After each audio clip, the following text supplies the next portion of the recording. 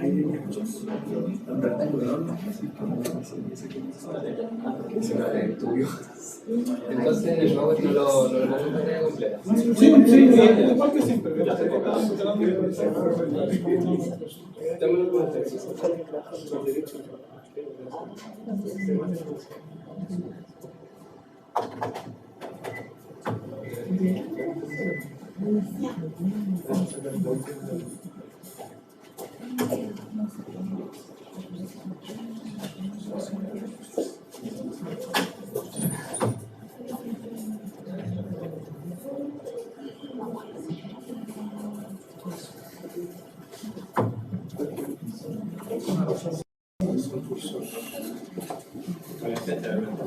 Agarra un F5 y va a funcionar.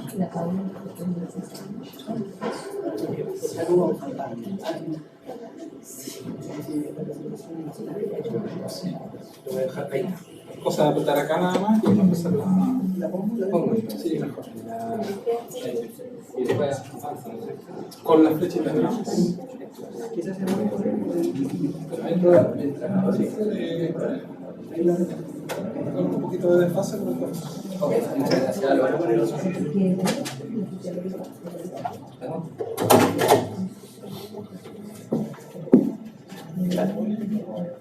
ya dejamos el número, están en la tuya.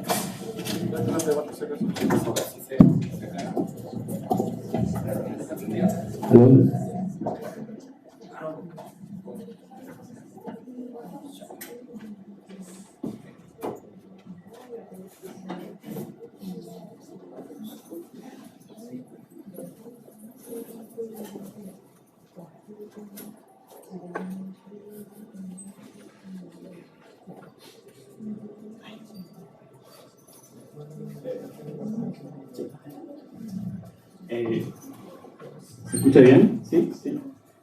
Bueno, primero que todo queremos dar la bienvenida a todos y a todas las presentes. La verdad es un gusto ver la convocatoria lograda. Ha sido la mayor cantidad de participantes que hemos tenido en la tercera sesión ya del núcleo, lo cual nos tiene muy felices a todos los que hemos formado este grupo desde a poquito. Bueno, en especial, es especial no solamente por el esfuerzo que significa llevar a cabo la sesión y llevar a cabo el núcleo, sino que además es especial porque la presentación del profesor Pedro Acuña.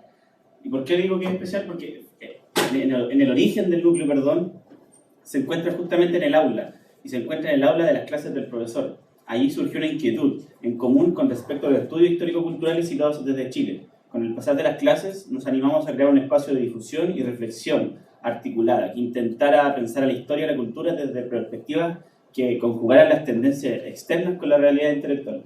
¿Qué quiero decir con esto? Que en las clases del profesor, que fue un semestre pasado, que nos enseñó historia cultural latinoamericana, que se llamaba el curso, pero esencialmente era enseñarnos historia cultural, algo bien difícil, sobre todo en esta universidad, porque el enfoque de la historia cultural es un enfoque que ha sido pocas veces rescatado en la Universidad de Chile. Por eso, y en las primeras clases nosotros conversábamos con Matías, con Tomás, con Isabel, sobre la necesidad de crear un grupo que pensara la historia, que pensara la cultura y que pensara sobre todo desde Chile.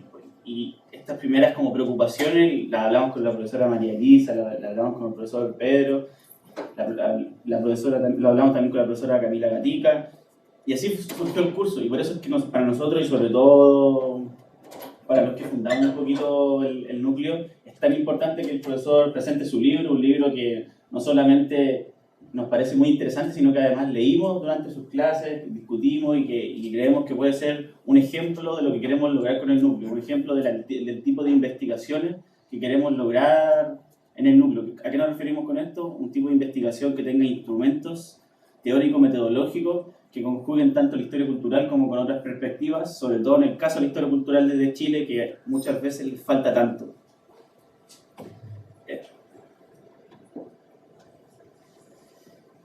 Si bien Pedro ha comentado esto, pero creo que también es relevante de volver a ponerlo en la palestra, el estudio tiene un origen sumamente personal para él, que está vinculado con su familia, pero además tiene un origen político.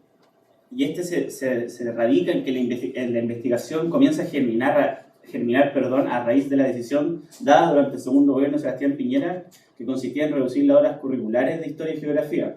Esto sumado a la despreocupación por el deporte en la enseñanza básica y media en Chile.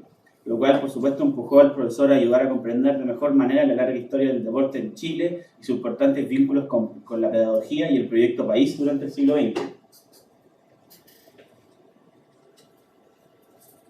Perdón.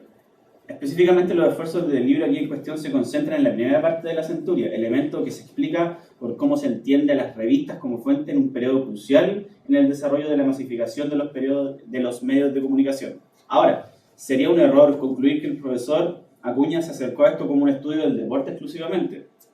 Esto está lejos de ser así, al contrario, el enfoque ofrecido en el libro radica en preguntarse por la importancia de las revistas especializadas, por aquellos cronistas que convivieron con el deporte de época e intentaron al mismo tiempo ser parte de la construcción de representaciones pedagógicas en cuanto al deporte, a los cuerpos y a Chile en general como proyecto país. En otras palabras, es un estudio de las construcciones discursivas a partir de las revistas especializadas, siendo valores como el orden, la disciplina, la uniformidad, ejes centrales en el proyecto país de sus compatriotas, siendo por ejemplo los jóvenes una dimensión etaria muy relevante. Y acá unos puntos que quiero destacar antes de pasar al tiro a la presentación del profesor, tiene que ver con lo interesante del estudio por la multiplicidad de categorías históricas con la que trabaja, con una rigurosidad metodológica que sorprende, la importancia que tienen las revistas en cuanto a la construcción de las representaciones del deporte, la raza, el género, la masculinidad, las narrativas periodísticas con las que intenta trabajar, porque como bien reconoce el profesor, esto no es un libro de deporte, realmente es un libro que habla de las narrativas periodísticas. Y por último, y creo que esto es algo que nos es muy interesante a raíz del núcleo, por supuesto, tiene que ver con las limitaciones de la historia cultural. Acá el profesor entiende que la historia cultural es una herramienta limitada y que tiene que ser conjugada con otras perspectivas que no solo tienen que ver con los estudios culturales, sino que también tienen que ver con los estudios de la política, con los estudios de los medios de comunicación, los estudios de la mediación y así. Por eso es tan importante para nosotros, al menos, entender este libro como una herramienta para el núcleo, como una herramienta para todas las personas que están interesadas en la historia cultural y entender no solo las limitaciones, sino que también se puede construir desde la historia cultural estudios serios que entienden lo que siempre nos preocupa a nosotros un poco los y las historiadores, tiene que ver con los periodos de cambio, los periodos de continuidades. Por eso nuevamente agradecer al profesor, no solo por presentar hoy día, el libro que no había podido presentar físicamente con gente, sino que lo había tenido que hacer online, y agradecer también por habernos apoyado en un comienzo con el núcleo, siempre nos está apoyando, ha participado en todas las sesiones, nos ha ofrecido ayuda de todas las formas posibles, por eso él es parte del núcleo, aunque no es institucionalmente, porque siempre tiene muchas cosas, pero para nosotros ha sido de mucha ayuda la participación del profesor. Y agradecer también por haber hecho las clases, porque sin ellas probablemente el núcleo no estaría acá, porque fue su ímpetu por tratar que conociéramos cosas nuevas, por tratar de conocer un nuevo enfoque, que estamos acá, y por eso agradecer y eso, muchas gracias. Muchas gracias. Muchas gracias, Diego, por la presentación. Gracias a todos quienes asistieron y quienes están conectados en estas millones de plataformas que yo realmente ni siquiera sabía que existían. Aquí tengo 4 logos, pero parece que dejé algunos afuera. Voy a dar brevemente algunos agradecimientos que son muy importantes para mí, en particular el núcleo, que gracias por la oportunidad de presentar el libro de manera presencial, al igual que mi hijo. Este libro también es de la generación pandemia, entonces surge en plena 2020-2021 y solamente había tenido lanzamientos virtuales. De hecho, la profe Elisa participó el año pasado en ese evento y estoy muy contento de presentarlo frente a estudiantes míos de pregrado, de posgrado, colegas, invitados, público en general. Y me alegro mucho que el curso que impartí el semestre pasado haya sido un muy buen insumo para esta iniciativa del Núcleo de Historia Cultural. En segundo lugar, el Departamento de Ciencias Históricas de la Facultad de Filosofía y Humanidades por acogerme estos últimos 3 años, técnicamente el último año porque ha sido presencial, pero ya vengo de 3 años trabajando en esta facultad. Agradecer la acogida, en particular la profesora Elisa, que se ha portado increíble conmigo, ha sido muy generosa en este tiempo como investigador postdoctoral y quien patrocina mi investigación vigente de Fondesit. En tercer lugar, la editorial que confía en mi trabajo en un momento difícil, que trabajan muy rápido, investigadores jóvenes. Yo les recomiendo que revisen la colección de historia de ediciones de Universidad Alberto Hurtado. Cuando terminen sus tesis de posgrado, de magíster y doctorado, por favor, traten de pulir sus textos y piensen en esta editorial, porque es una de las pocas editoriales chilenas que está pensando en investigadores jóvenes. Y está publicando cosas muy interesantes, algunas relacionadas con historia cultural y otras relacionadas con otros tipos de historias. Y por último, no menos importante, agradecer a Nivi Fondesit, que paga nuestros salarios y que patrocina nuestras investigaciones en curso, que siempre es importante mencionar. Sin más preámbulos, y ya dicho eso, agradecimiento. Efectivamente, mucha gente me pregunta, pero ¿por qué estudiar revistas deportivas? Si hay tantos documentos y tantas cosas que analizar en la historia en general. Y yo lo que he entendido es que para hacer una investigación uno tiene que estar realmente comprometido, incluso personalmente. Estas investigaciones, a mi modo de ver, siempre tienen alguna cuota biográfica que las hacen más interesantes. Y efectivamente, como anticipaba Diego, yo frecuentaba el Persa Bio Bio con mi papá desde muy chico, yendo a buscar revistas de estadio para ver si lo podía encontrar. Mi papá había sido futbolista y yo siempre con el ímpetu, digamos, de ir a buscar algún antecedente, algún registro. Mi papá tenía algunos recortes de prensa por ahí y por allá, pero yo quería como una foto, alguna cobertura un poquito más profunda, y ya tenía instalado en mi cabeza desde muy temprano a las revistas deportivas como un artefacto de memoria. Entonces, cuando llego a estudiarlas ya desde el pregrado, ya casi 10, 15 años atrás, yo ya tenía en mi inconsciente, digamos, esta noción de la revista deportiva como un artefacto de memoria. Y efectivamente también el libro responde a un momento particular de la historia del deporte en Chile. En un momento previo al estallido, el gobierno de Piñera decide reducir las horas de educación física y de historia. Entonces, claro, yo me vi afectado, me vi interpelado directamente, porque eran mis dos campos, o sea, historia y educación física. Y el campo que estudio desde la historia decía, ¿cómo es posible que algo así esté pasando? Entonces el libro se transformó en una especie de respuesta a esa desacertada política del Ministerio de Educación de la época. ¿Y por qué? ¿Por qué me parecía interesante? Porque los cronistas de los años 30 y de los años 40 se habían escandalizado con una medida de esa calaña, de esa magnitud. Y más bien lo que pensaban los cronistas de los años 30 y los años 40, se imaginaban un país más parecido al que está en la portada de la foto del libro. ¿Y por qué elegí esa portada? Y una portada que me parece fascinante, porque este es un aniversario de la inauguración del Estadio Nacional. Esto es en el año 46, 8 años después de la inauguración del estadio.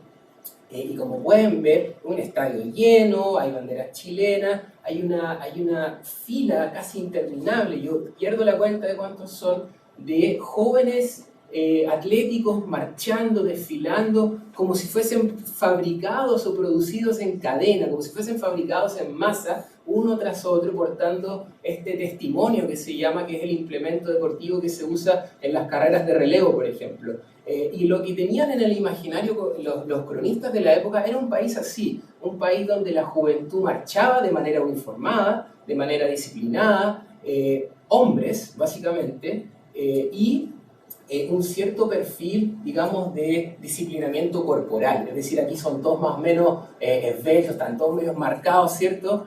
No hay espacio aquí para las mujeres. Y había otra cosa que también me interesaba, porque estos desfiles, yo me acuerdo por mi experiencia personal, se llaman revistas de gimnasia, ¿cierto? Y yo me acuerdo cuando estaba en octavo básico, primero medio, a fin de año nos hacían en educación física participar en una revista de gimnasia. Y me llamaba mucho la atención durante la construcción de este libro el parentesco etimológico que existe entre revista de gimnasia y revista impresa. Ambas se usa la misma palabra, de hecho, que aluden al latín, este acto de volver a ver algo, ¿cierto? Revista, volver a ver algo. Y me parecía interesante porque son dos momentos en el que se necesita representar algo que ya sucedió, algo que ya se ensayó y que necesita ser estrenado en sociedad, ¿cierto? Ser presentado en sociedad. Entonces me llamaba la atención que a este desfile también se le denominaba revista de gimnasia. Ahora, volviendo a la pregunta, ya desde una manera más disciplinaria, ¿por qué estudiar revistas deportivas? A mí me parece que son una fuente fascinante, muy versátil, que me parece que nos explica muchas cosas de las transformaciones políticas y sociales que vive un país. No estoy leyendo las revistas solamente para ir a buscar registros anecdóticos o ir a buscar cierto pasado estadístico o la crónica en particular, como mucha gente sí va a ver en las revistas, muy bien, pero yo como historiador tenía una curiosidad por entender desde la mirada de los cronistas las transformaciones políticas que había vivido el país. Sus críticas, sus adherencias, sus simpatías políticas, por ejemplo, sus preocupaciones sociales, sus concepciones de género, sus estereotipos raciales, por ejemplo. Y además las revistas nos dan probablemente alteran la manera en la que la historia política o la historia social ha entendido ciertos fenómenos o ciertas coyunturas históricas. Por ejemplo, una típica estudiada en la historia chilena, la cuestión social, ¿cierto? Esta serie de debates que aluden a las condiciones sanitarias de la población a principios del siglo XX, que emerge desde fines del XIX y a principios del siglo XX, sobre las condiciones de vivienda, sobre las condiciones de la salud de la población, la prostitución, el alcoholismo, la alta tasa de mortalidad infantil, etc. Todos estos debates que rodean la cuestión social, podría haberlos leído, claro, como un historiador social, ¿cierto? Ir a buscar al movimiento obrero y su respuesta ante esos debates. O hacerlo desde una historia política tradicional e ir a buscar los debates parlamentarios, las legislaciones, ¿cierto?, que se pasaron al respecto. Mi intención era ir a buscar en otros actores igualmente politizados, como fueron los cronistas, sus propias respuestas a la cuestión social. ¿Y por qué? Porque el deporte fue uno de los principales, entre comillas, antídotos que se ofreció para solucionar los problemas de la cuestión social. Solucionaba, por ejemplo, el problema de los obreros asistiendo a la taberna o a la cantina, ¿cierto?, después de las horas laborales. Incrementaba, supuestamente, la condición física y moral de la población. Entonces el deporte también aparece como una especie de antídoto y emerge dentro de esta discusión, que es tremendamente política, como lo fue la cuestión social. Por otra parte, me parece que mirar la historia del país con los ojos desde la arena cultural es interesante porque las revistas, a diferencia de los diarios, nos entregan ciertos saberes que son más complejos. No es la información cotidiana, la información corta y precisa, sino que son saberes especializados que buscan entretener, que buscan enseñar, que buscan otorgar ciertas pautas culturales a la población. De hecho, yo en el texto hablo mucho de pedagogía cívica, como el esfuerzo que está detrás de los editores y de los cronistas. No era simplemente entretener y educar a los lectores día a día, sino que también formar un nicho, ¿cierto? Un público que estuviera siguiendo y constantemente participando del debate deportivo.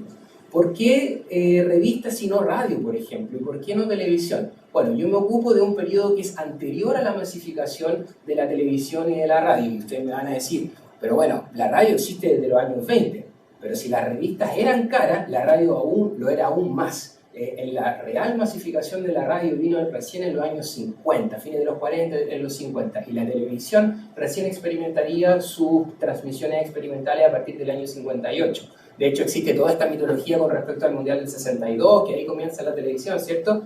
No es verdad, la gente se reunía en la casa que tenían en el barrio, el televisor, o afuera de la tienda que estaba exhibiendo los partidos del Mundial. Todavía no era un medio de comunicación tan masivo. Eso sería ya después de los años 70. Entonces a mí me preocupa este periodo anterior a la masificación, anterior a los mass media, como se llaman, donde la cultura impresa sigue siendo la plataforma de discusión político, social y cultural predominante a la hora de construir ideales socioculturales, a la hora de reflejar transformaciones políticas, etc. Y por ende el libro, claro, se podría encasillar en esta historia cultural del deporte, pero sin descuidar otras arenas o otros campos del conocimiento como lo son el campo político, el campo social e incluso el campo económico, a propósito de las cifras o de las ventas que tenían estas revistas. El libro también emerge a partir de una deuda que tiene la historiografía chilena con respecto al deporte, que por mucho tiempo se ha pensado que la cultura de masa, o se ha traducido esta visión con respecto al deporte, a la música, al cine, a las entretenciones populares, como aspectos superficiales de la vida, como aspectos que en realidad podrían ser concebidos como estructuras auxiliares al capitalismo, siendo que, como si el cine y el deporte, digamos, estuvieran fuera o aislados de lo que está pasando en el contexto histórico-político. Entonces, la idea del fútbol, del deporte como opio del pueblo ha permeado muy fuertemente dentro y fuera de la academia, y el deporte ha sido resistido como problema histórico por mucho tiempo en el siglo XX. Cuando empecé a investigar temas de fútbol y deporte, los trabajos del profesor Santa Cruz eran prácticamente lo único existente en la bibliografía que uno construía al momento de instalar un proyecto de investigación. Había mucha literatura de la prensa, de periodismo, de literatura, digamos, novelesca, pero había poca producción académica desde las ciencias sociales y desde las humanidades. Y ahora ya no podríamos decir lo mismo. Desde los últimos 10, 15 años yo ya vengo insistiendo de que había una explosión con respecto a monografías, tesistas que están interesados en estos temas, y siempre les digo a los tesistas, estoy en 3 comités de tesis y les digo, chicos, ya no pueden partir con la premisa de que no se ha escrito nada sobre el tema. Ya eso ya ha cambiado en los últimos 10, 15 años, porque veo mucho interés en estudiar barras bravas, prensa, clubes populares, etc. Entonces han aparecido en los últimos 15 años y se ha consolidado un subcampo de investigación que ahora tiene congresos internacionales, revistas especializadas, y que esto ha cambiado bastante. Por lo tanto, el libro ofrece una visión distinta a esta del deporte como somnífero de las masas, como opio del pueblo, ¿cierto? Y ofrece una interpretación un tanto más matizada con respecto a la cultura de masa, como un espacio en permanente disputa, en permanente articulación del poder, donde se va a negociar y a conflictuar con respecto a qué ideales socioculturales deben prevalecer en la sociedad chilena o no.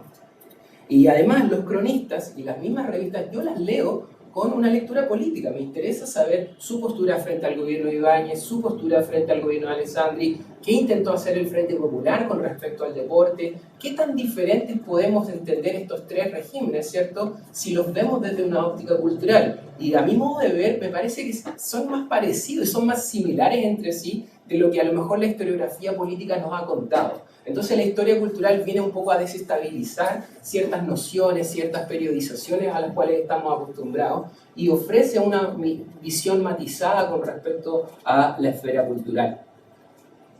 Lo que hice en el libro fue dividir en 2 grupos las revistas que decidí analizar. Un primer grupo basado en revistas de corta duración, de circulación limitada, de bajo costo, por ende de precio más accesible, fundamentalmente editoriales independientes, y muchas de ellas autofinanciadas, donde los editores y los propietarios eran los mismos cronistas. Estas son las primeras revistas del siglo XX, Sport Ilustrado, Sport y Variedades, el Sportman. El caso muy interesante de Chilean Sport and Pastime, que era una revista de los inmigrantes británicos en Valparaíso, que a la vez de promover sus deportes también aprovechaban de vender sus bienes de consumo. Y algunas otras posteriores, como la revista Match, que se plegó a la campaña de deportivización social del ibañismo, y la revista Don Severo, que fue una de las plataformas más interesantes donde se discutió la profesionalización del fútbol. Entonces a mí me parecen revistas que no son todas iguales, tienen distintos públicos, distintas audiencias, distintos precios. Por ejemplo, el Sport Ilustrado era un 90% dedicada a la hípica. Y los caballeros de la élite de Valparaíso, las familias Cauciño, las familias Jackson, por ejemplo, eran constantemente retratados en sus primeras planas.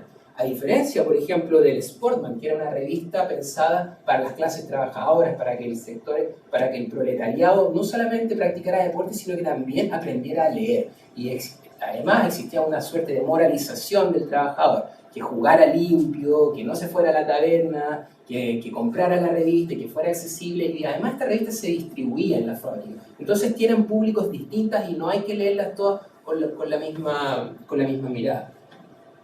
Un segundo grupo de revistas de mediana o larga duración tiene mayor tiraje, tiene alcance nacional, están controladas por la editorial Zig-Zag, que tienen una alta calidad gráfica, por ende tienen una mayor distribución a nivel nacional. Ya se puede hablar de un pseudo monopolio, de hecho, de la editorial Zig-Zag a partir de los años 40 y 50 sobre todo, pero esta editorial tiene unos esfuerzos significativos ya desde muy temprano por absorber esta producción revisteril. La revista más exitosa y una de las cuales yo siempre recomiendo y que siempre tiro ejemplo en mis clases con las fuentes primarias es la revista Los Sports. Es una revista tremendamente vanguardista, en la década del 20, incluye mucho material de deporte femenino, recomendaciones de dieta, hay una discusión abierta sobre la medicina del deporte que está surgiendo como un campo nuevo. Propone gimnasia para las niñas de casa, con un lenguaje evidentemente de la época, propone alternativas de fútbol masculino, tanto en las clases altas como en las clases bajas. Entonces es una revista que no solamente cubre los deportes, sino que crea ciertos ensayos sobre lo que está pasando cada fin de semana. La revista Crack también es muy interesante porque podríamos decir que es la primera en introducir algo así como la farándula deportiva y a enfocarse en la vida de las celebridades. Por ejemplo, la revista AS y la revista Crack hacen mucho esto y se centran mucho en figuras como Anita Lizama, por ejemplo, la destacada tenista de los años 30, e introducen secciones del tipo la vida privada de Anita Lizama, la vida privada de Arturo Torres y ese tipo de perfiles que hasta el día de hoy de hecho se siguen utilizando en la prensa deportiva. Pero sin duda ningún estudio de historia del deporte puede dejar ausente la revista Estadio, que es para nosotros la Biblia del deporte, lo más similar que tenemos al gráfico en Argentina, y además es la revista de mayor duración, o sea, desde el 41 al 82, refleja y captura un momento importantísimo del siglo XX chileno, donde los deportistas pasaron a ser ejemplos o modelos del comportamiento cívico, donde el deporte pasaba a ser una suerte de escuela de democracia y donde además había un perfilamiento de la revista en función, en directa relación con el Estado. Había una constante demanda para que el Estado se haga partícipe de las políticas deportivas, de las políticas de educación física, y hay un diálogo permanente, sobre todo en la primera etapa de la revista Estadio, entre los gobiernos del Frente Popular y la dirección editorial, como lo vamos a mostrar más adelante. Quiero advertir alguna serie de asuntos metodológicos que los podemos conversar más adelante, pero que han surgido en algunos eventos que he presentado el libro, y me parece súper pertinente aclararlo. Este texto está más enfocado en la producción discursiva y no necesariamente tanto en la recepción o en la apropiación o en las audiencias. ¿Por qué? Porque es un texto, uno de los primeros libros, digamos, que se enfoca en revistas deportivas, y primero me parecería importante tener claro el panorama, digamos, de lo que se está escribiendo, de quiénes son los cronistas, una suerte de mapeo con respecto a lo que se está haciendo en deporte. Se puede explorar efectivamente la recepción. Por ejemplo, yo trabajo algunas cartas al director que permiten rastrear cierta apropiación de los lectores, o la existencia de concursos, por ejemplo, donde podemos rastrear mediante las cartas o mediante el origen de esas cartas, podemos saber hasta dónde estaba llegando esa revista. Venían cartas desde Osorno, por ejemplo, desde Iquique, y eso te da una idea más o menos de que la revista estaba penetrando en ciertos lugares más allá de Santiago. El tema es que, si bien el libro aporta algunas cifras de tiraje, datos de circulación, costos de producción, eso están en el libro, hay variables que son más o menos difíciles de analizar en el texto, como la variación de los precios, no estaba dentro de mis intereses, y además porque yo tengo una contención con respecto a eso, porque el consumo, a mi modo de ver, y en la manera en la que yo he llegado a las revistas, para mí el consumo no se explica solamente por el hecho de comprar una revista. ¿Por qué? Porque las revistas se coleccionaban, se prestaban, se hojeaban simplemente en el kiosco, se distribuían en las fábricas para gente semialfabeta, por ejemplo, se intercambiaban a veces, oye, tengo este número, ¿por qué no lo intercambiamos y después nos devolvemos? Es decir, existía toda una economía o una cultura de intercambio revisteril que sobrepasa cualquier medición cuantitativa o económica que podamos hacer al respecto. Y ahí el enfoque cultural es muy importante porque, ok, nos sirve mucho saber cuánto tiraje tenía esta revista, pero no es suficiente información al saber cómo se comportaban estas audiencias al momento de interactuar con las revistas. Lo que sí sabemos es que estas revistas eran caras. Por ejemplo, en el año 53, la prensa popular de masa, El Siglo, Última Hora, las noticias gráficas, en el año 53 tenían un valor de 3 pesos. El Mercurio, el Diario Ilustrado, 4 pesos, algo así. Van fluctuando, obviamente. Estadio tiene un valor de 12 pesos. Y eso ya te da a entender que es una revista destinada, digamos, a una suerte de clase media, media alta, una revista de nicho que puede, digamos, acceder y adquirir este bien. Pero como les digo, estas mismas personas que adquirían la revista no se quedaban con ella, sino que además las prestaban, la distribuían en distintos lugares. Por eso es interesante pensar en esa circulación de saberes que están en torno a esta revista. Y además el libro hace un esfuerzo por centrarse en las imágenes. Hay alrededor de 12 imágenes que están analizadas en el texto, no meramente como ilustraciones o como documentos ilustrativos que acompañen el argumento, sino que como textos en sí mismos. ¿Por qué? Porque la imagen era fundamental para públicos que no eran alfabetos, que no estaban alfabetizados.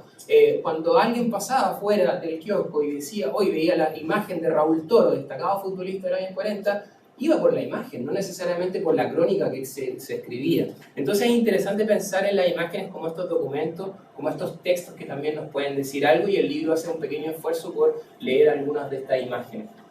No les voy a leer la cita completa, pero me interesa que tengan una idea de uno de los discursos más predominantes en el siglo XX, que fue defender la raza. Y este es el Sportman del año 1907, y es un editor que a mí me interesa mucho, que era muy joven cuando armó esta revista, que se llamaba Baldomero Loyola, muy cercano a Luis Emilio Recabarren, que fomentaba el deporte entre círculos proletarios, entre círculos obreros, que se paraba fuera de las fábricas a distribuir una revista que tenía algo así como 5 o 6 páginas, que tenía crónicas muy pequeñas y que además hacía un uso muy inteligente de los dibujos. En 1907 no había todavía una tecnología tan sofisticada como para utilizar fotografía o fotoperiodismo, pero eran muy inteligentes y usaban dibujos para graficar, por ejemplo, el posicionamiento dentro de la cancha del futbolista y además dar ciertas pautas culturales a los obreros, que no emitieran groserías en la cancha, por ejemplo, que evitaran los abucheos, reclamarle a los árbitros y que manejaran un cierto tipo de comportamiento cívico, digamos, en estos eventos. Esto yo lo leo así como una moralización y un disciplinamiento de las clases proletarias a partir del esfuerzo de Loyola, entre otros. Lo interesante de aquí, que si capturan las palabras claves de esta cita, es que algo así como 40, 34 años después, el discurso es más o menos el mismo. Es decir, yo lo que hago acá es trazar una línea de continuidad de cómo esta metáfora de defensa de la raza, es decir, la creencia de que el deporte va a mejorar física y moralmente a la población chilena, se mantiene por mucho tiempo. Y esta es la editorial del primer número de la revista Estadio, que habla precisamente del deporte nacional como algo positivo, algo que va a beneficiar a la raza chilena.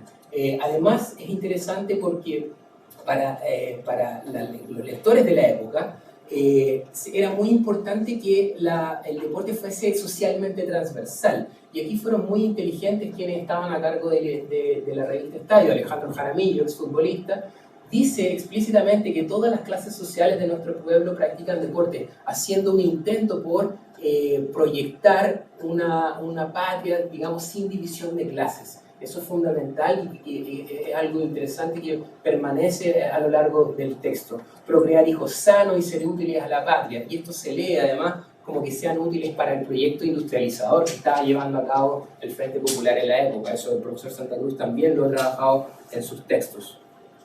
Lo interesante acá, y a veces se comete el error teórico de entender la raza con estos ojos medios protofascistas, medios nazis, pero en el lenguaje de la época, raza no alude solamente al biotipo o a la condición o al cuerpo específico físico, sino que es una metáfora del pueblo, de la sociedad en su conjunto y en particular de las clases trabajadoras. Entonces, cuando se dice defender la raza en ese sentido, en el sentido del deporte, no se está hablando de hacer blancos y superpoderosos y defenderlos con ojo eugenésico, digamos, la raza como superior, sino que se está pensando en elevar la condición física y moral de la población, particularmente de las poblaciones que han sido marginadas de las políticas estatales. Ahora, este esfuerzo de las revistas que emerge desde 1900 en adelante, mi impresión es que quienes ejecutan las políticas y que ejecutan los programas deportivos de los años 40, como por ejemplo el Comité de Defensa de la Raza y Aprovechamiento de las Horas Libres, o la campaña del chileno físicamente apto, a mi modo de ver, quienes estaban detrás de esas campañas estaban plenamente conscientes de la literatura y de los debates que ya venían dándose en las revistas. Por lo tanto, el argumento central del texto, el argumento central de este libro es que la creación de estos organismos, la institucionalización de este discurso de defensa de la raza, no se explica sin las revistas deportivas. Y las revistas deportivas ya vienen promoviendo este lenguaje en favor del aprovechamiento de las horas libres y de una aptitud física de la población. Esto se institucionaliza fuertemente en los años 40, en una primera etapa con Ibáñez, después con Alessandri, pero más decididamente con el Frente Popular el año 40 y el año 42, como podemos ver a Juan Antonio Ríos posando en una foto aquí con los editores de la revista. Ahora, algo que a mí me parece muy interesante de esta revista y también de estas campañas políticas es que el proyecto de educar a la ciudadanía siempre estuvo acompañado de ideales de masculinidad y de feminidad. Y si se fijan bien en el detalle, a lo mejor no se alcanza a ver, la misma creación del Comité de Defensa de la Raza ya está marcando diferencias de sexo en cuanto a los uniformes y a las prácticas deportivas que van a hacer cada uno. Entonces, para las mujeres, solamente tiro al arco, básquetbol y vestirse de cierta manera. Y para los hombres, en las páginas que siguen, fútbol y deportes de otro tipo de contacto. Lo mismo acá.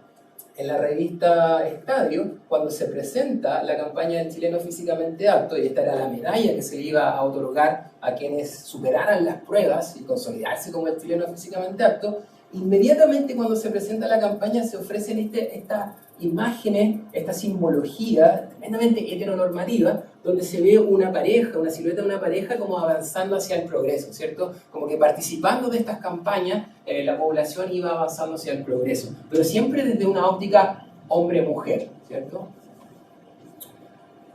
Y aquí aterrizo lo de las masculinidades, que es algo que tampoco se ha estudiado mucho, y me parecía que el terreno del deporte ofrecía muchas pistas para entender las construcciones de la masculinidad en Chile.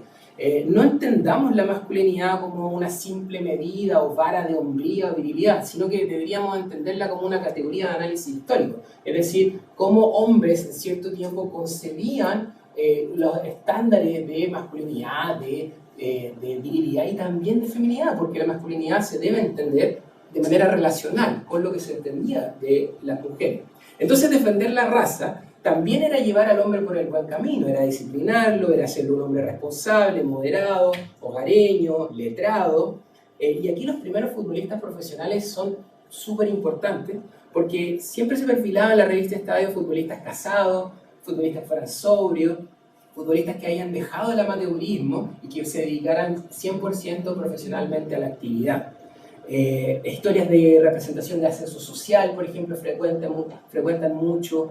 Ojalá deportistas que ya hayan construido una familia, que tuvieran hijos, ¿cierto? Y que esos hijos se perfilaran como el futuro de la nación. Eso es permanente en el lenguaje de la revista Estadio en los años 40 y los años 50. Uno de los que más refleja este ideal es el futbolista Jorge Robledo. A propósito de todo el furor que existe ahora con Ben Brereton, Jorge Robledo es como el Ben Brereton de esa época, porque al igual que el de esta época, era de madre chilena, padre inglés, goleador en la liga inglesa, es repatriado por Colo-Colo con platas de Ibáñez, no hablaba español y existía mucha ansiedad por parte de los cronistas para saber cómo se veía, qué aspecto físico tenía, si representaba o no a la raza chilena, si se veía lo suficientemente chileno o no. Entonces hay una serie de crónicas que están debatiendo constantemente con respecto a la identidad de Jorge Robledo. De hecho lo bautizan como el roto gringo, porque intentan capsular ambos mundos que trae Robledo. Por un lado, esta resiedumbre del roto, digamos, del norte, se arranca después de la crisis, su familia, de la crisis económica, ahí se va a Inglaterra, pero su familia es originaria del norte, y por otro lado, la parte de la caballerosidad inglesa, cierta sofisticación, y que exhibe un tipo de masculinidad un poco que es distinta a la masculinidad asociada con la resiedumbre o con la belicosidad que se tiene pensado en otras publicaciones de la época. Este no es Nicolás Palacios diciendo los chilenos somos la mezcla entre los godos y los mapuches y somos belicosos y somos buenos para el copete y todo eso. No, aquí hay una distinta construcción de masculinidad y de raza chilena que tiene que ver con una sofisticación, que tiene que ver con una templanza, con moderación, con sobriedad y con otro tipo de valores más civilizados. Y Jorge Robledo me parece que ilustra muy bien eso. De todos modos, el libro captura ciertas masculinidades que estuvieron en tensión y que ofrecieron algún tipo de disputa hegemónica con respecto a los moldes o a los modelos de masculinidad que se querían perfilar en las revistas deportivas. Y uno de los casos que a mí me parece más paradigmático es precisamente en la revista Los Sports, del año 30, que se le ocurre la tremenda idea de hacer un gran concurso nacional de belleza atlética solo para hombres. Mis alumnos del PEA se acordarán porque siempre estoy haciendo ejercicios con esta revista y uno de los ejercicios que hemos visto es el gran concurso nacional de belleza atlética. El cuento es que los lectores tenían que elegir entre solamente atletas hombres cuál era el cuerpo más atractivo, quién era el más atractivo. Y esto no deja de ser curioso porque implica cierta cuota de homoerotización entre lectores y productores de la revista, ¿cierto? Aquí hay hombres alabando el cuerpo de otro hombre, ¿cierto? No se plantean esos términos, pero en la interpretación que yo hago es esa. Entonces, es muy interesante porque cada lector podía enviar un cupón que era válido por 10 votos. A un año de votaciones se recibieron cerca de 80.000 votos. Y lo interesante es que algunos deportistas, como el boxeador Jorge Díaz, un destacado boxeador de la época, incluso llegaron a posar desnudos para poder atraer más votos dentro de las audiencias de la revista. Era como la especie del Instagram, el OnlyFans de la época. Aquí está la revista Los Sports ofreciendo esa alternativa. Entonces no deja de ser curioso, no deja de ser interesante esta carga homoerótica, homosocial que se construye al momento de, por un lado, celebrar el cuerpo, la estética masculina, dejando de fuera el cuerpo femenino. No estaban participando en este concurso. Y por otro lado, claro, hacer toda una explicación de por qué era importante celebrar el cuerpo masculino. Ahora bien, este es el año 30. ¿Quién está gobernando el año 30 en Chile? Estudiantes de historia, por favor. Carlos Ibáñez, dictador que estaba obsesionado con lo que estaba pasando en la cultura de masas, que estaba muy atento a lo que estaba pasando en la prensa. Entonces, de manera inteligente, los editores de la revista Los Sports dicen, chuta, no nos vayamos a meter en algún problema acá y nos vayan a censurar. ¿Y qué decide hacer el cuerpo editorial de la revista Los Sports? Le cambia el nombre al concurso. Y le cambia el nombre a 4 o 5 meses después de estas fotos desnudas de Jorge Díaz. Decide cambiar el concurso de belleza atlética a concurso de prestigio atlético y deportivo, donde se rescataba la moral de estos atletas y no el cuerpo o los valores estéticos que tenían. Entonces ahí hubo un esfuerzo deliberado por cambiar, ¿cierto?, el lenguaje visual y textual frente al escenario de constreñimiento que existía en la prensa de la época. Es interesante ver también que las revistas exhibieron la transformación de algunos futbolistas. Por ejemplo, el caso de Arturo Torres, destacado futbolista de Magallanes en ese tiempo, bueno, y puede que ahora también vuelva a primera división. Magallanes era uno de los mejores equipos, de los equipos más importantes de los años del 30, y Arturo Torres era uno de los jugadores más destacados. Y él había vivido la transición del amateurismo al profesionalismo.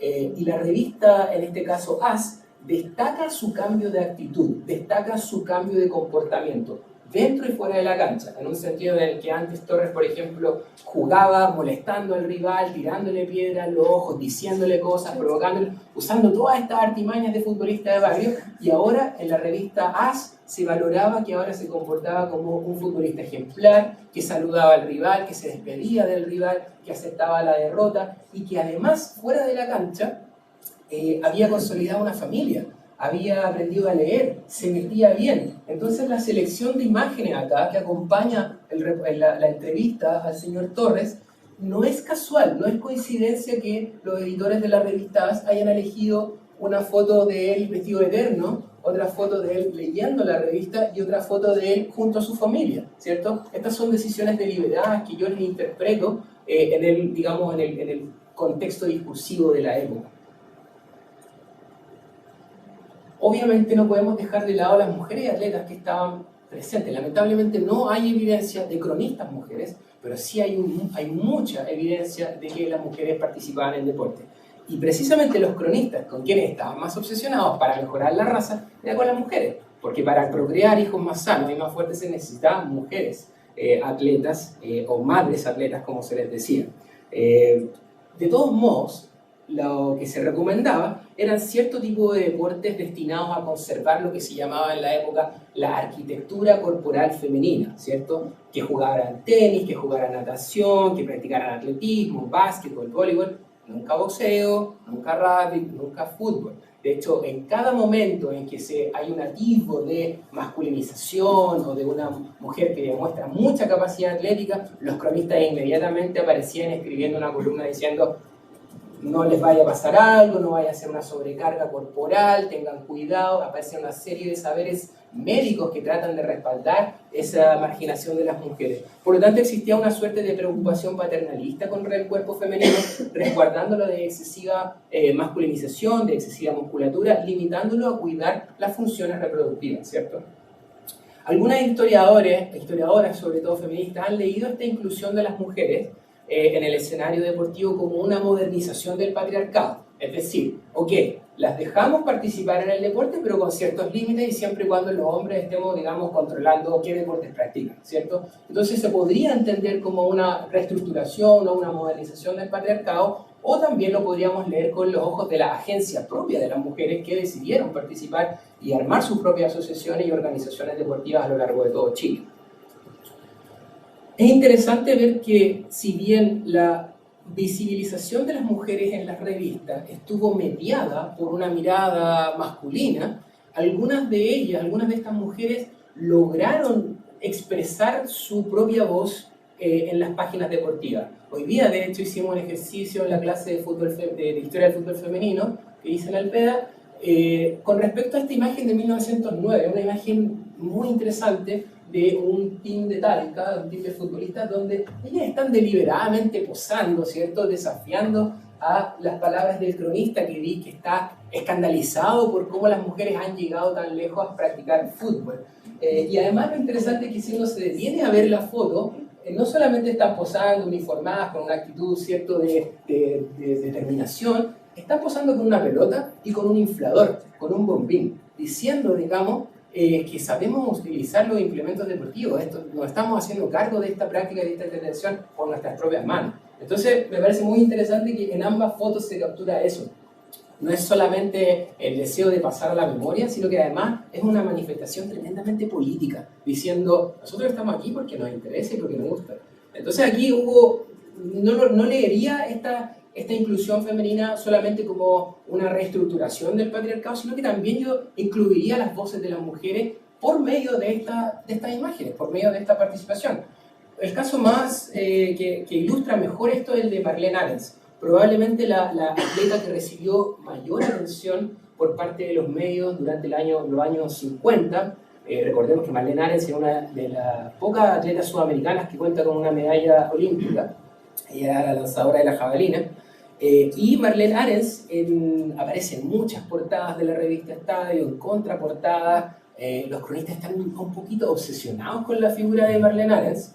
Y ella, tras una serie de publicaciones, envía una carta a los editores quejándose por el trato especial que le daba la revista por sobre otros atletas, esgrimiendo cierto favoritismo solamente porque era mujer. Entonces, aquí tenemos un ejemplo de cómo una deportista penetra dentro del mundo de la cultura impresa y hace valer su propia voz para contestar, digamos, las representaciones sociales que se hacían de las mujeres atletas. Eso le dedico bastantes páginas porque el caso de Marlene Arens es muy paradigmático, ya que terminó siendo denunciada por el Comité Olímpico Chileno tras una denuncia de acoso sexual que ella denunció, pero al final la marginaron a ella, algo tremendamente lamentable. Una de las transformaciones discursivas, así como hablé de continuidad hace un rato, uno de los cambios que yo detecto más importante es el cambio con respecto al lenguaje.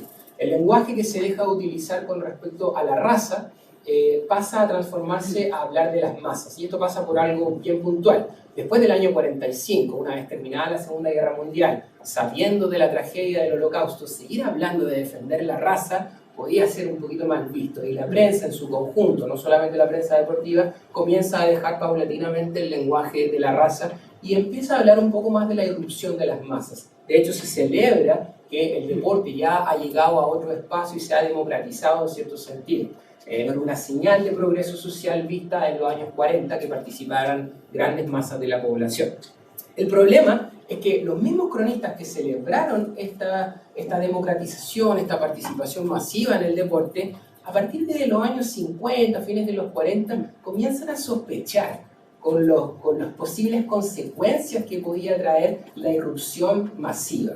Y en el fondo le tienen miedo al fervor que causaba el fútbol y a este desplazamiento de grandes multitudes enfervorizadas por una práctica deportiva, ¿cierto? Que se movilizaban al estadio, que cantaban fuerte, que podían haber destrozos. Entonces los cronistas empiezan a ver, cuidado, está bien que se incorporen dentro de la práctica deportiva, pero todo dentro de sus límites. Y empiezan a sospechar de que la irrupción de las masas podría incluso ser perjudicial o perniciosa para la estabilidad de la democracia, así de lejos. Quiero llevarlos a un ejemplo, y con esto ya voy a terminar. Es un ejemplo un poco pelotero, pero me parece que ilustra súper bien lo que quiero decir con esto de la irrupción de las masas. La campaña del equipo San Luis de Quillota, un equipo chico de provincia que hace una excelente campaña entre el año 57 y el año 58. Está retratado, de hecho, en muchas de las partes traseras de la revista Estadio. El problema es que a San Luis de Quillota se le denuncia haber inscrito a un jugador argentino, Juan Negri, y no haber estado registrado en la Asociación Central de Fútbol. Acto seguido, la Asociación Central decide relegar a San Luis de Quillota a segunda división por culpa de este problema administrativo, lo que genera una furia entre los hinchas de Quillota que deciden marchar a Santiago. Estamos hablando de 10.000 hinchas en el año 58 que deciden marchar a Santiago demandando la intervención del gobierno en la materia. Como buen demagogo y buen populista que era para su época, Ibáñez decide intervenir y cierra las canchas ese fin de semana en mayo del 58. Él cede a la presión de los hinchas y suspende el fútbol profesional con la policía fuera de los estadios. La prensa deportiva reacciona ante esta intervención con escándalo, cataloga esta medida como autoritaria, como tropical, como bananera, y acusa a Ibáñez de imitar ciertas prácticas de otros países latinoamericanos. Tienen muy presente y tienen en los ojos a Perón, de hecho, los cronistas deportivos. Entonces, para algunos periodistas, lo que había comenzado como una actividad diseñada para mejorar la raza, ¿cierto? Para fomentar el ejercicio sano, terminó derivando en una suerte de fanatismo irracional de miles de exaltados que podían poner en peligro la democracia. Y esto aparece en una serie de columnas, esta no es la única, columnas en la prensa que exceden las revistas deportivas y que aparecen alarmadas por sucesos como el de la marcha de los quillotanos. Y al mismo tiempo me parece que este suceso, este evento en particular, refleja una contradicción característica que atraviesa todas las revistas deportivas. Por un lado, solicitar participación del Estado, que el Estado se ponga con lucas para fomentar el deporte, pero por otro lado, denunciar cualquier atisbo de intervención del mismo Estado para instrumentalizar el deporte con fines políticos. Esta contradicción es permanente a lo largo del siglo XX. Solamente para anticiparles, como spoiler alert, no les quiero contar el segundo libro completo, pero lo que estoy trabajando en mi segunda investigación tiene que ver con este imaginario de públicos chilenos en base a otras experiencias políticas internacionales. Y una de ellas que causó mucho interés es el peronismo, porque a propósito de la marcha de los quillotanos, muchos cronistas de la época se escandalizaron ante la movilización de masas y compararon este fenómeno de irracional de las masas con lo que había pasado allende los Andes, en Argentina, donde Perón, que sí estaba muy interesado en fomentar los deportes entre la población, era concebido como un tirano que había adormecido a las masas irracionales, ¿cierto? Y aparece todo este lenguaje con gente como Ricardo Pazar, Alejandro Mañeto, todos de la Falange Nacional que estaban aterrorizados por la movilización de masas. Eso solamente. Quiero terminar por agradecer a todos quienes concurrieron, a quienes están conectados a la editorial y invitarlos a leer el libro a propósito de una discusión que pasó un poco desapercibida en el proceso constituyente, que tenía que ver con la aprobación inédita del derecho al deporte como derecho fundamental en el proyecto de borrador de nueva constitución que lamentablemente se rechazó, pero me parece que el libro puede dar algunos insumos con respecto a lo que se ha pensado en el deporte del siglo XX. Eso, muchas gracias y espero que disfruten el libro.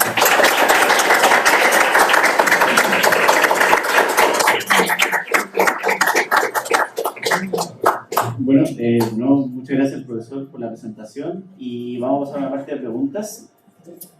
No sé si alguien quiere hacer una pregunta, igual tenemos preguntas acá en el chat online. ¿Alguien tiene alguna pregunta? Tom, Fabián. Ahí le llevo el micrófono.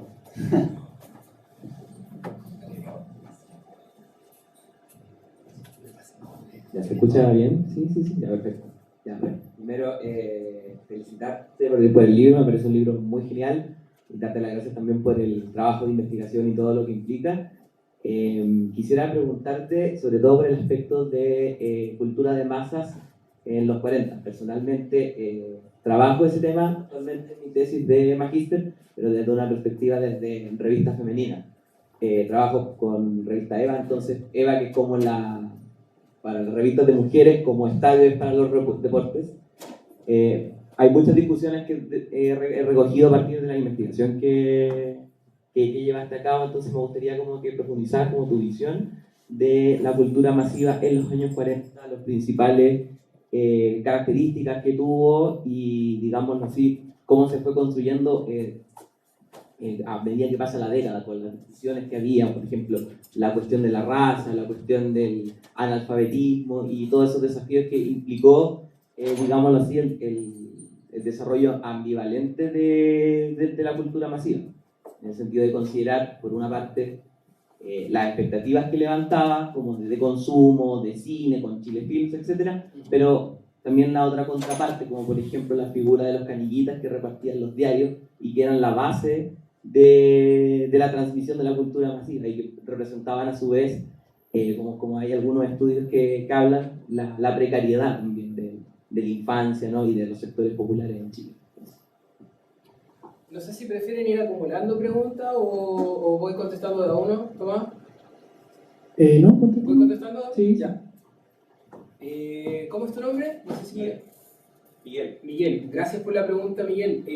Bueno, es que efectivamente trabajar cultura de masa costó que se instalara como una problemática historiográfica. Es algo que yo diría que está partiendo recién. Los esfuerzos interdisciplinarios del profesor Santa Cruz han sido un excelente insumo para armar marcos teóricos, discusiones bibliográficas, pero desde la historiografía propiamente tal todavía es difícil salirse del canon, digamos, de cultura de masa igual industria cultural, tipo, estoy pensando en Adorno, estoy pensando en Frankfurt, ¿cierto?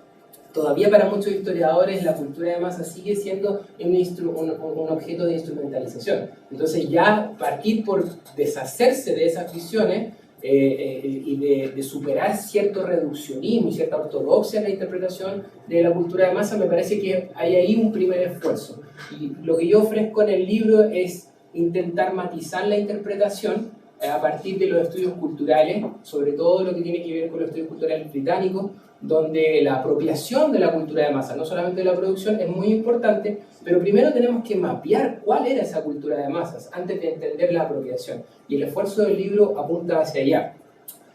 Ojo, no quiero decir que, a ver, el deporte sí sirvió, y el cine y otras experiencias culturales sí sirvieron para legitimar ciertos proyectos políticos, eso es evidente, y en el caso de Ibáñez está ahí, es explícito, pero eso no quita que en los espacios deportivos hayan habido manifestaciones de contestación, hayan habido espacios de resistencia y articulación política para armar una cultura de masas que fuera polivalente, que tuviese distintos significados para distintas audiencias, es decir, superar la idea de una cultura de masas como cultura única, como cultura nacional y hegemónica, sino que lo que traté de pensar en el libro era cómo distintos proyectos de cultura de masa reflejados en las revistas deportivas compitieron entre sí y llegaron a cierto consenso, digamos, calibrado con la revista Estadio.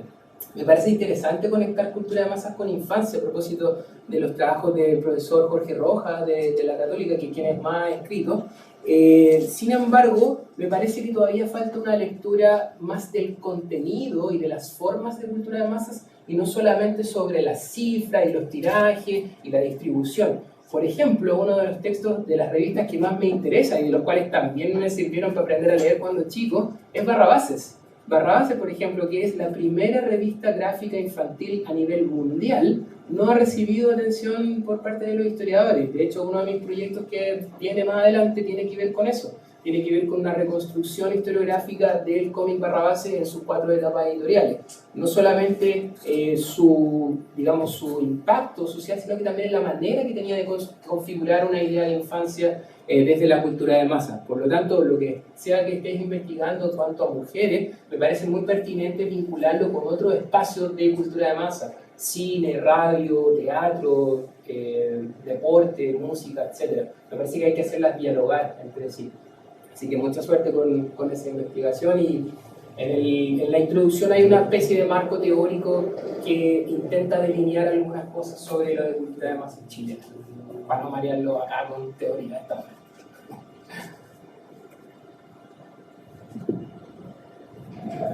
Ahora Tomás va a hacer una pregunta, creo. ¿Se escucha bien, cierto?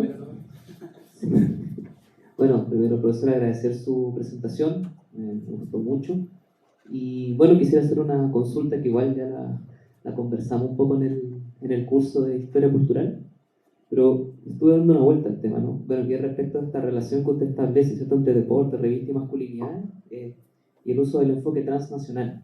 Entonces, mi pregunta es la siguiente: ¿de qué manera, a su juicio, dicha perspectiva, ¿cierto?, transnacional, puede dar paso a un diálogo entre los subcampos disciplinares? Sobre todo, en mi caso, me interesa mucho entre la historia social y la historia cultural, procurando obviamente que no haya alguna contradicción respecto ya sea de los fundamentos epistemológicos, teóricos y metodológicos. ¿Cómo implicar subcampos disciplinares respecto a un enfoque transnacional, por ejemplo, procurando evitar esa incompatibilidad que sí podría generar problemas metodológicos, por ejemplo?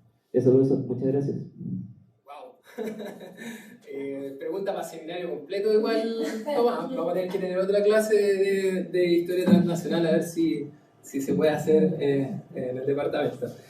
Chuta, súper interesante. Yo algunas cosas en el libro trato de vincularlo al escenario regional. Siempre los cronistas estaban muy pendientes de lo que estaba sucediendo en el contexto latinoamericano, particularmente Argentina, donde existían modelos de revistas consolidados, como el caso del Gráfico, por ejemplo, en Argentina, donde además existe un flujo. A ver, no es solamente compararse y equiparar lo que estaba haciendo Argentina, sino que hay un flujo, hay una participación de cronistas argentinos que participan en la revista Estadio. Fioravanti mandaba sus reportes semanalmente sobre lo que pasaba a la otra orilla, al otro lado de los Andes, reportando sobre lo que pasaba en el fútbol argentino, especialmente cuando futbolistas como Sergio Livingston fueron contratados en Racing, por ejemplo, el año 43. Entonces, este diálogo transnacional es tremendamente importante. Lo que pasa es que excede a las pretensiones de un libro, digamos, sobre Chile. Se podría escribir mucho sobre las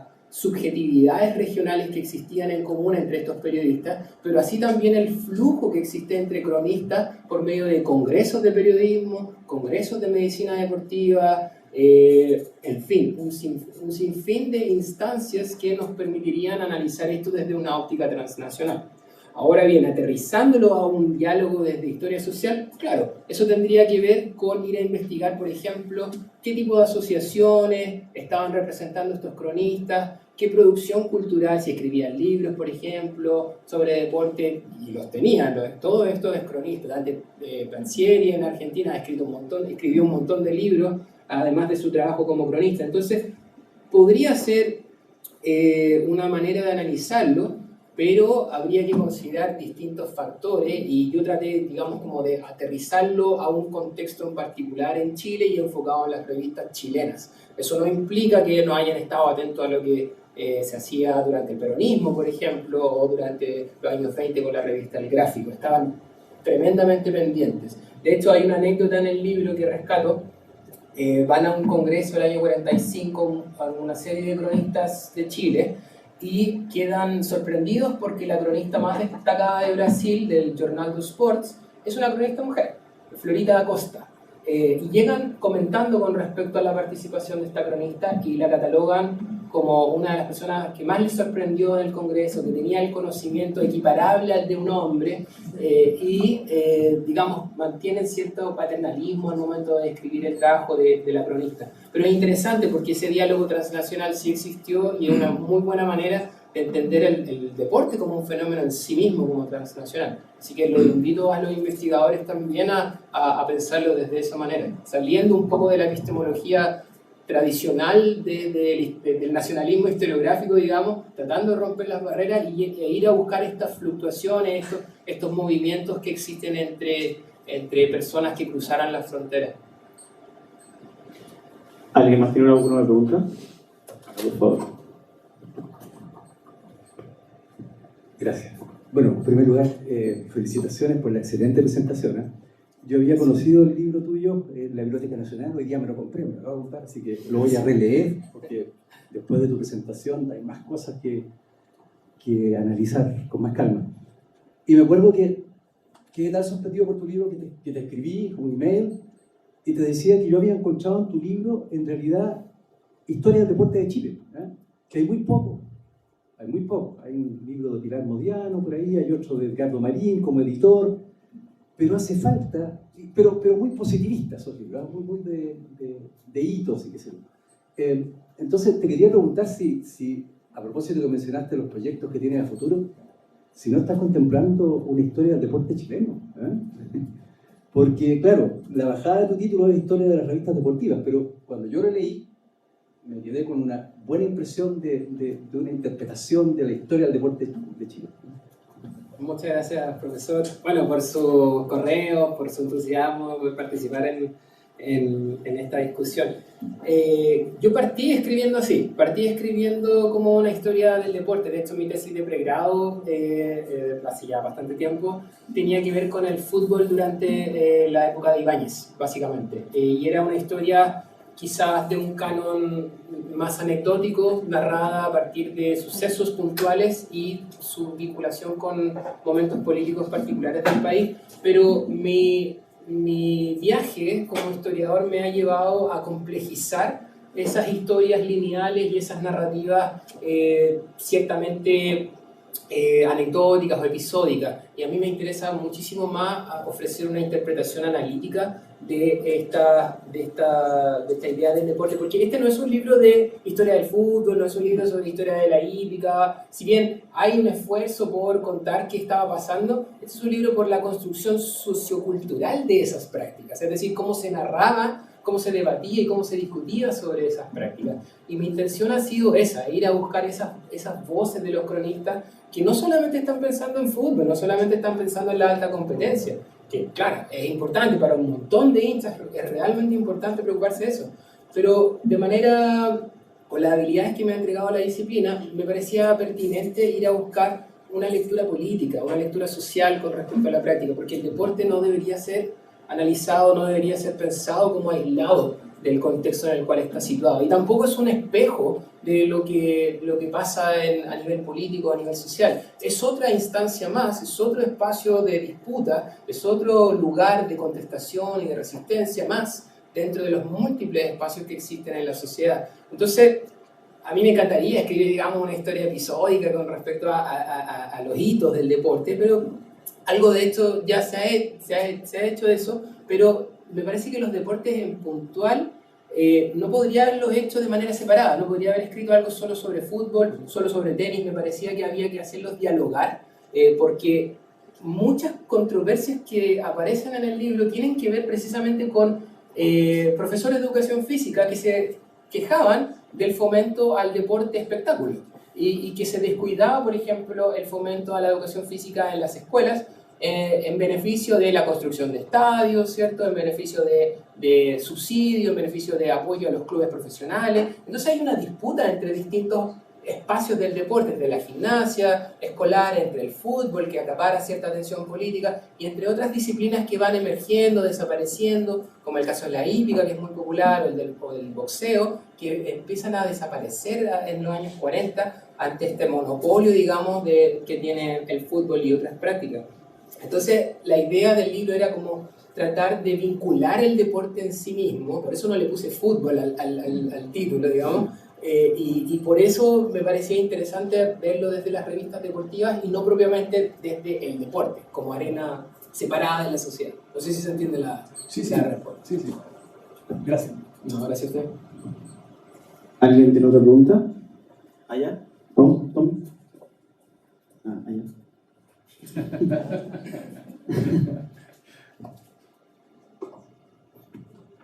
Hola, profesor Pedro.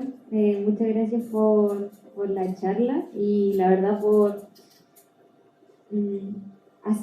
hacer igual todo esto posible al núcleo también, porque la verdad es que sinceramente yo no tenía idea de este libro, sino que yo venía bajando por acá y me di cuenta de esta charla. Y me llamó muchísimo la atención, más que todo por la imagen, porque igual a mí me hizo recordar a la época de mi papá cuando él era atleta. Y su historia al principio me llamó mucho la atención porque me recordó a cuando yo también era más pequeña, que también buscaba imágenes de mi papá en revistas antiguas.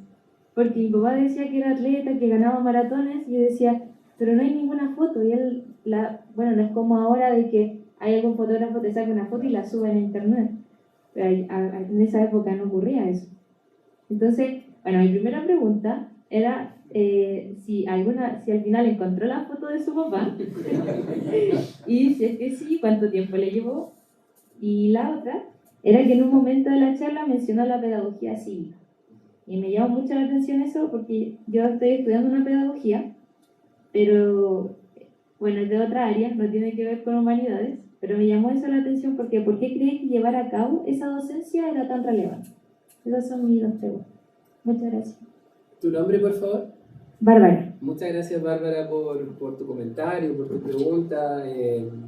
Realmente, nada, o sea, me pasa que es muy emocionante pensarlo así, desde la óptica personal. Yo insisto y siempre recomiendo en los comités de tesis que trabajo que sus trabajos tengan una parte biográfica, porque si no, si van a estar tanto tiempo dedicándole a esa investigación, la idea es que sea con pasión, la idea es que sea con hartas ganas, y a veces los recuerdos familiares son un muy buen estímulo para comenzar una buena investigación. Lamentablemente no encontré nunca una foto ni un registro de la revista Estadio, pero sí mi papá tenía un pequeño archivo donde almacenó muchos de los recortes en los cuales él había sido retratado. De hecho, en un sudamericano del 67, que participó como capitán de la selección chilena que fue a jugar a ese sudamericano, se trajo todos los recortes de la prensa paraguaya.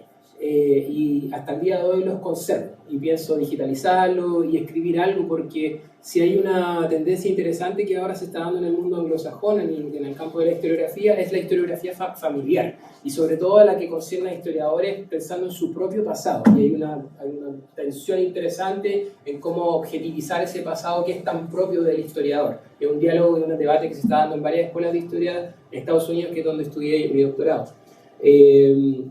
Como anticipaba en la charla, claro, estos son artefactos de memoria, no siempre uno es exitoso por mucho tiempo que vayan, pero también para mí era un panorama interesante, un panorama como de bonding, ¿cierto? Como de cercanía con mi papá para ir a buscar la revista, era como la excusa también para ir al Persa, que era un panorama típico del día domingo, digamos, en cierta época. Y con respecto al tiempo, bueno, estuve años tratando de buscar.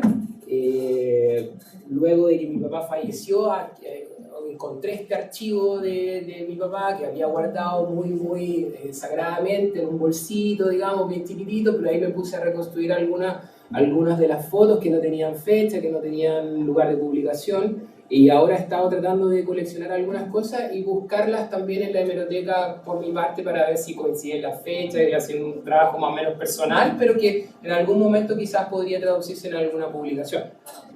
El concepto de pedagogía cívica me parece tremendamente importante para explicar algunos de los esfuerzos de estos cronistas que no tenían sencillamente la intención de contarnos historias del fin de semana o contarnos sobre la cotidianidad deportiva del país, sino que también tenían un interés por moldear a ciertos comportamientos cívicos, ciertas maneras de concebir el género, ciertas maneras de concebir el cuerpo masculino y el cuerpo femenino. Y cuando yo hablo de pedagogía cívica me refiero a eso, a una suerte de pauta de comportamiento que los cronistas establecieron a lo largo de la primera mitad del siglo XX fuertemente, y que es perceptible en todas las fuentes que yo he revisado, desde la revista el Sport Ilustrado desde el principio del siglo XX hasta la revista Estadio muy entrado en los años 50. Entonces, este concepto de pedagogía cívica y de entender el deporte como un espacio donde se podía mejorar la raza, pero también un espacio donde se podía construir una mejor democracia, yo lo interpreto como una suerte de pedagogía cívica para la población. Desde ahí viene el uso del concepto. Ahora hay la pregunta del compañero. Bueno, primero, gracias profesor Pedro, gracias Nubio también por organizar la presentación. Y mi segunda pregunta es que, ¿cómo impacta la profesionalización de las prácticas deportivas en el discurso de esta revista especializada? Digo, por ejemplo, más allá de que Arturo Torres sea un jugador limpio y ejemplar cuando vas al fútbol profesional, eso en realidad, esa es mi pregunta. Dijiste profesionalización, ¿cierto? Ya. Temazo, muy interesante. Sí ha sido discutido esto en la literatura del fútbol. Recomiendo mucho el texto de Brenda Elsie sobre Citizen and Sportsman, que lamentablemente no tiene traducción al español todavía. Es un texto que discute mucho esta transición entre amateurismo y profesionalización. Y lo que se ha escrito, el profesor Santa Cruz, también el periodista Edgardo Marín y varios otros, han explicado que el proceso de profesionalización no es de un día para otro que ocurra, no es que en el año 33, ok, decidimos ser profesionales y dejamos de lado las pautas de comportamiento amateur, sino que es un proceso que tomó cierto tiempo de consolidar. Y yo diría que después de tres hitos relevantes, recién se termina por consolidar. Primero es la construcción del Estadio Nacional, el año 38, que es un hito fundamental, como el coliseo deportivo que aglomera, digamos, a la población chilena interesada en deporte y lo consolida y le da un perfilamiento más serio, más profesional, digamos, a la actividad. En segundo lugar es la introducción de los equipos universitarios que atraen a las clases medias. Por mucho que yo sea hincha de Colo-Colo, tengo que reconocer que las universidades contribuyeron enormemente en la entrada de las clases medias como público fundamental, a propósito de los clásicos universitarios, de hecho, en los años 40, que mi madre solía frecuentar, de hecho, también un aspecto importante y que tiene que ver precisamente con la profesionalización es la incorporación de jugadores extranjeros, que le da otro toque, otro cariz, otro matiz al fútbol profesional chileno. Y uno de los futbolistas que mayor impacto, no solo dentro de la cancha, sino que también fuera, fue el jugador el Charro Moreno. Un futbolista destacado argentino, perteneciente al mejor equipo dorado de River Plate de los años 40, de la máquina como se conocía, que es contratado por la Universidad Católica y sale campeón inmediatamente el año 49. Los jugadores argentinos se habían ido a una huelga el año 48 y muchos migran y hay una suerte de diáspora de grandes futbolistas argentinos y uno de ellos, uno de los mejores de ellos, cae en el fútbol chileno, que es Moreno. Y eso repercute mucho y transforma la mentalidad de los futbolistas y lo hace ser más competitivos.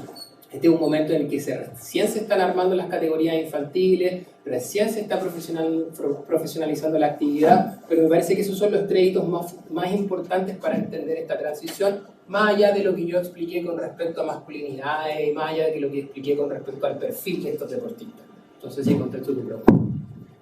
Ya, van a hacer dos preguntas más. Acá el profesor, el compañero y...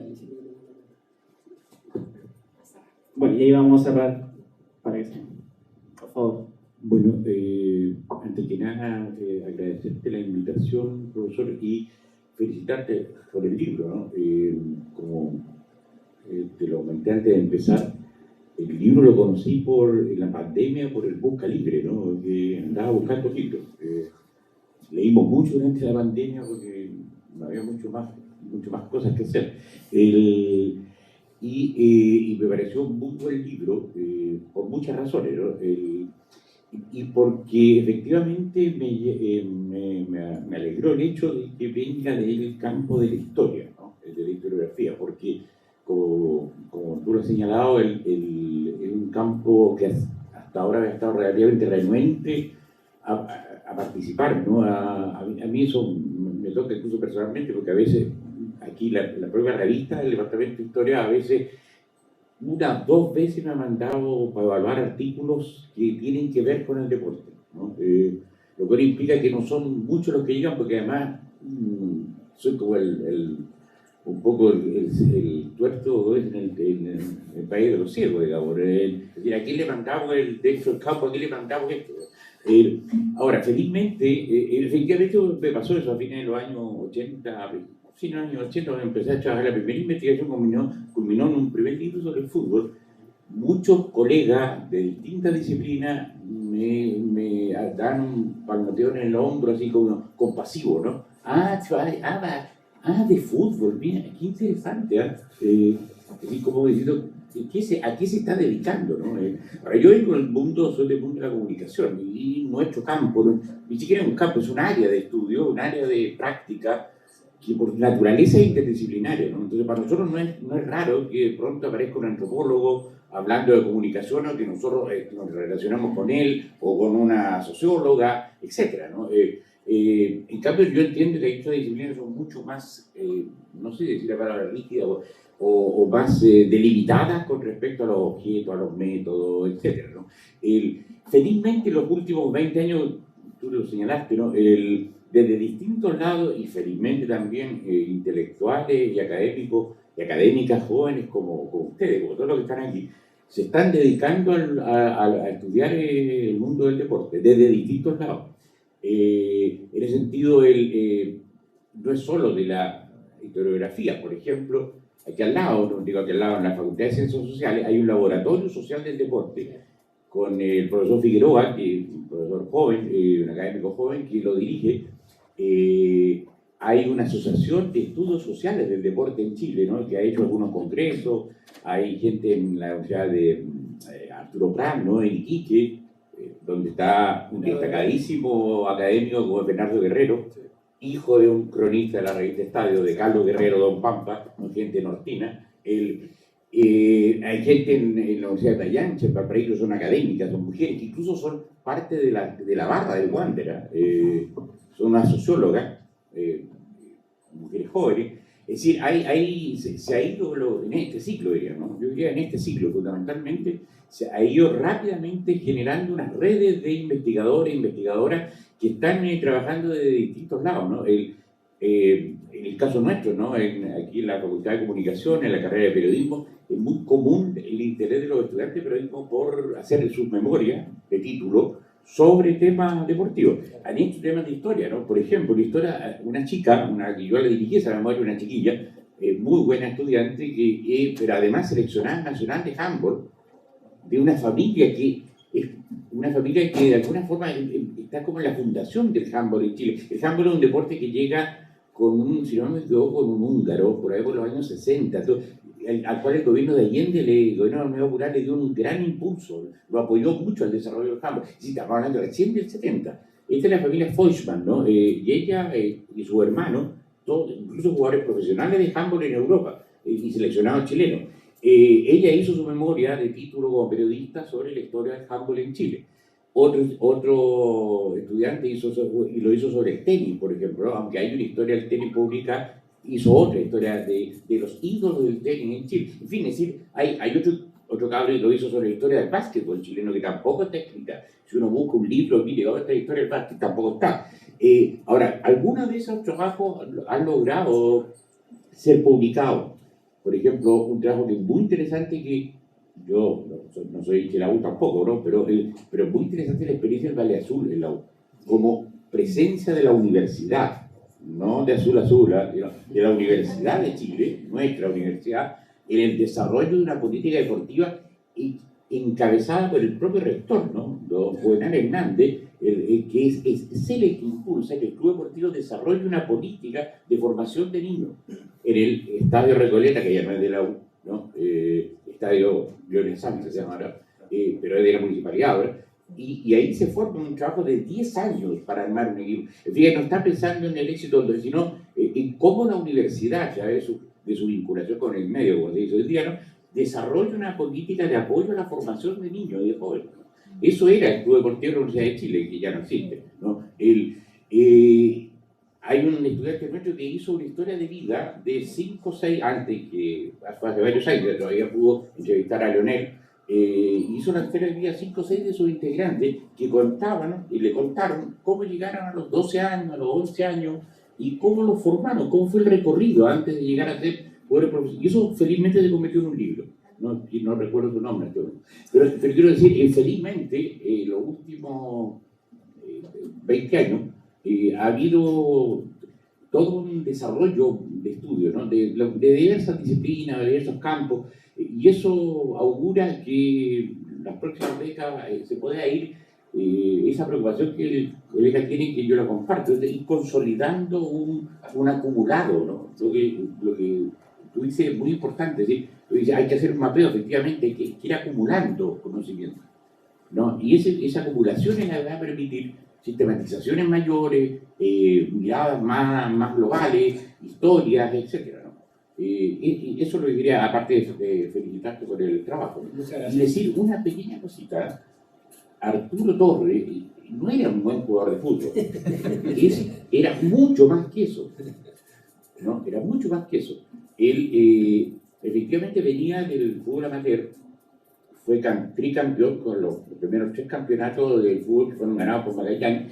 Era lo que la revista Estadio decía, era un verdadero entrenador dentro de la cancha, porque era el capitán del equipo y hacía de izquierda, es decir, el que organizaba el equipo.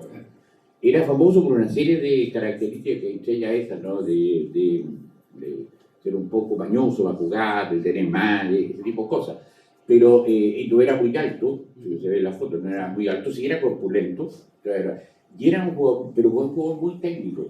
Después, él pasó al año 36 o 37, pasó a Colo-Colo, y pasó a ser campeón en Colo-Colo, y capitán de Colo-Colo también, ¿no? Es decir, y después de los años 40 fue entrenador de un equipo Colo-Colo que también fue campeón. Es decir, Arturo fue seleccionado nacional, etc. Digo eso porque de pronto se tienen miradas sobre los jugadores, sobre el fútbol, sobre los ídolos, que son muy presentistas, ¿no? Y que se piensa que el fútbol comenzó como la semana pasada, ¿no? Entonces, o hace 2 años atrás, y figuras como esa, ¿no? De un tipo de un tipo formado a sí mismo, ¿no? Como tú dices, sí, con muy poca instrucción, se fue instruyendo de adulto, ¿no? Y era capaz de tener un liderazgo, de ser capitán, de dirigir, de planificar un partido, es decir, una figura que obviamente que muy pocos conocen, y como ella, como él hubo muchos más, hombres y mujeres, ¿no? Que sería muy importante rescatar del deporte nacional. Me quedaron bastantes figuras fuera y que me habría encantado problematizar en el libro, así que le agradezco el comentario y además aprovecho de agradecerle todas sus publicaciones, que han sido una fuente de inspiración para muchos investigadores jóvenes, que ha sido difícil armar y convencer a varios comités de tesis, por ejemplo, de la pertinencia y la relevancia de trabajar historia del deporte, y a quienes hemos tenido que recurrir a los trabajos del profesor Santa Cruz, que viene publicando desde los años 90 estos temas, así que también aprovecho de darle mi agradecimiento por eso. Ya, una pregunta acotada, por favor, del compañero, y después hacemos el cierre con la profesora. Por favor, Tomás. Solo a modo de acotación, es que después que se termine esto, afuera hay estas cosas para comer, hay un pequeño cóctel, hay vino, de hecho. Y está la editorial. También está la editorial, por supuesto. Por eso, acotita la pregunta para poder terminar. Ya, bueno, muchas gracias, profe, por la presentación y felicitaciones. Salió muy bien a mi juicio. Profe, cortito. ¿Se estudia o trabaja en el libro de alguna forma la vinculación de los movimientos de las mujeres, no necesariamente en el ámbito deportivo, sino como sufragistas o de otro ámbito, con el suplemento del deporte también? Interesante. A propósito del ejercicio que hicimos hoy día, de hecho, Vicente, ellos son mis estudiantes del PEDA, que estoy haciendo un seminario avanzado para alumnos de 4º año sobre historia del deporte y prácticas corporales. Un seminario que me invitaron de la UNCE y que está resultando bastante bien porque estoy trabajando muchas fuentes primarias con los chicos que les permite analizar con ojos de historiadores estos mismos tipos de textos y estas revistas. Y efectivamente algunas manifestaciones en los años 20, donde se empieza a consolidar la participación de mujeres en asociaciones deportivas, a propósito de una ley que pasa Ibáñez sobre la obligatoriedad de la educación física en los colegios para ambos sexos, ya se empieza a consolidar una participación de mujeres en Valparaíso, en Santiago, en Concepción, en los principales centros urbanos, y muchas de estas mismas mujeres, replicando la experiencia británica de las primeras futbolistas, tenían conexiones con los movimientos sufragistas. No he encontrado evidencia suficiente y no me he atrevido a publicar todavía nada sin estar seguro de esas conexiones, pero sí he encontrado alguna evidencia con respecto a pequeñas publicaciones de acción femenina, algunas cosas chicas de MEMCH, donde habían algunos intereses en armar comités deportivos para proyectar esta demanda del sufragio que venía fraguándose desde principios de los años 20 y que desembocaría mucho más tarde en el voto femenino para el año 52. Entonces sí, es una tensión muy interesante que hay que explorar y que estoy seguro que investigadoras jóvenes también van a ir a buscar en los archivos. Gracias, Vicente, por la pregunta. Ya, ahora vamos a modo de cierre, va a hablar la profesora María Elisa. Solo de mi parte, agradecer a todos los participantes y sobre todo recomendar al profesor porque yo he tenido la suerte de trabajar para él, sobre todo en el próximo libro, los artículos que ha estado trabajando el peronismo, y es impresionante el nivel de organización de fuentes que tiene, en cómo trabaja con el Excel, cómo trabaja con las fuentes. Es impresionante. Yo al menos no he tenido la suerte de conocer a nadie que trabaje con el nivel de organización de fuentes que tiene. Está 2 o 3 escalones arriba de todo de otras personas que yo he podido trabajar. Solo eso, al profesor. Gracias. Sí, bueno, gracias Pedro por esta excelente presentación que no es menos que las otras que has hecho. Yo tuve la gran suerte de leer este libro cuando todavía casi no salía en el mercado por la presentación inicial. Solo quiero dejar como súper claro que acá se notó, por la cantidad de preguntas que hay, que este libro no solo es sobre el deporte, las masculinidades y la cultura de masa y la historia de las revistas deportivas chilenas. Este libro realmente le permite al lector entender la política, entender la situación social, entender cuáles son los cambios que se está produciendo en términos médicos, en términos sociales, en términos raciales. Yo diría que es un libro que tiene muchas características difíciles de encontrar muchas veces en la historiografía chilena. Así que yo aplaudo este trabajo porque pienso que cualquier historiador que esté interesado en el siglo XX puede tomar este libro y encontrar algo que le va a servir. Por ejemplo, temas de mujeres, hay bastante miradas, o sea, el análisis crítico que se trabaja en este libro es asombroso. Así que solo me queda aplaudirlo y un gran abrazo y gracias a todos y por favor los invitamos afuera a hacer un brindis por este excelente libro. Gracias. Gracias.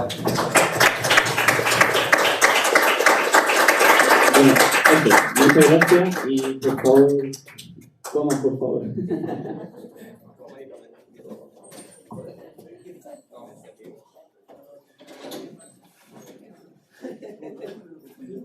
No me pasé el tiempo. No. Ya había calculado algo así como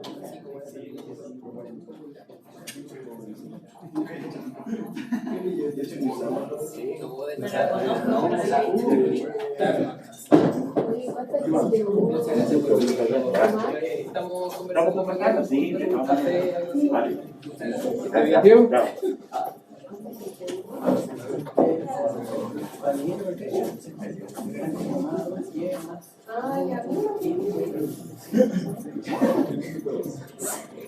Muchas gracias, chicos. Salió todo bien. Hay que dejar. Estamos grabando.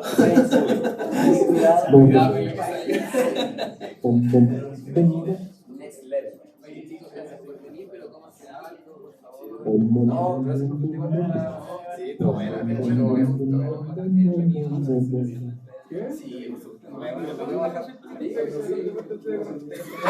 ¡Ay, pegaste! Oye. Ayúdame, Barfi. No, ya. Por de la unión. Bueno, selección. Todavía estamos en el partido donde... Ah, ya. Con ese partido, no me acuerdo de la niña entera.